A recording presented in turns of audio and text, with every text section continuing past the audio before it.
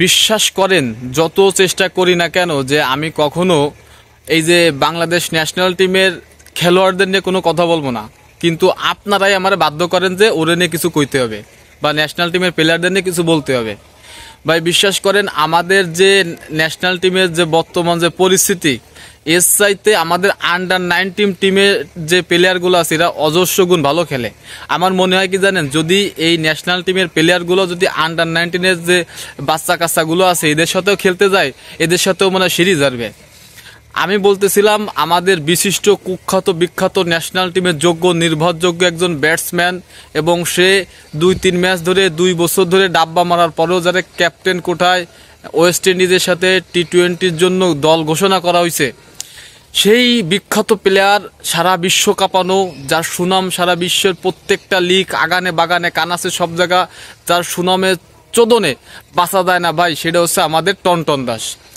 এই বেটা, এই হালারপুত যে গত 2 বছর ধরে যার কোনো ফর্ম নাই, ফর্ম না থাকা সত্ত্বেও যে তারে ন্যাশনাল টিমে রাখা হইতেছে, এর কোনো উচিত জবাব আমাদের বিসিবি দিতে পারবে না। আপনারা দেখছেন যে গণ অভ্যুত্থানের মাধ্যমে যে একটা কি বলে যে একটা কোঠা পদ্ধতি থেকে আমরা বেরোয় আসতে চাইছি, কই আমরা তো বেরোইতে পারি নাই। যদি কোঠা পদ্ধতি না থাকতো তাহলে ন্যাশনাল টিমে লিটন দাস কেমনে খেলে, যার 2 বছর ধরে কোনো ফর্ম নাই। ওয়েস্ট ইন্ডিজ সিরিজে তারা আপনারা সুযোগ দিচ্ছেন অন ডাউনে ব্যাট করার জন্য, গত 2 ম্যাচ ধরে সে ডাব্বা মারতেছে।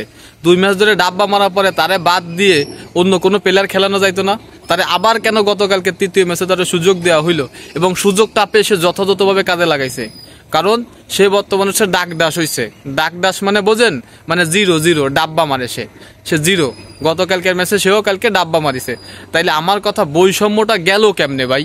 যদি আপনি টন দশের মতো প্লেয়ার, ও তো মানে কিরে কাটছে যে আমারে যতদিন যাবত দল থেকে একেবারে বহিষ্কার করা না হবে ততদিন পর্যন্ত আমি ভালো খেলবো না।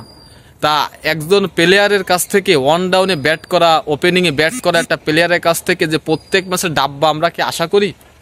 আমরা কি ডাব্বা আশা করি প্রত্যেক ম্যাচে? কি কারণে তারা আপনারা বারবার সুযোগ দিতেছেন, আর বারবার সুযোগ দেওয়ার পরেও এই সুযোগ পেয়ে সে কেন ডাব্বা মারতেছে? এই কৈফারটা কে নিবে? এই কৈফারটা কে নেবে?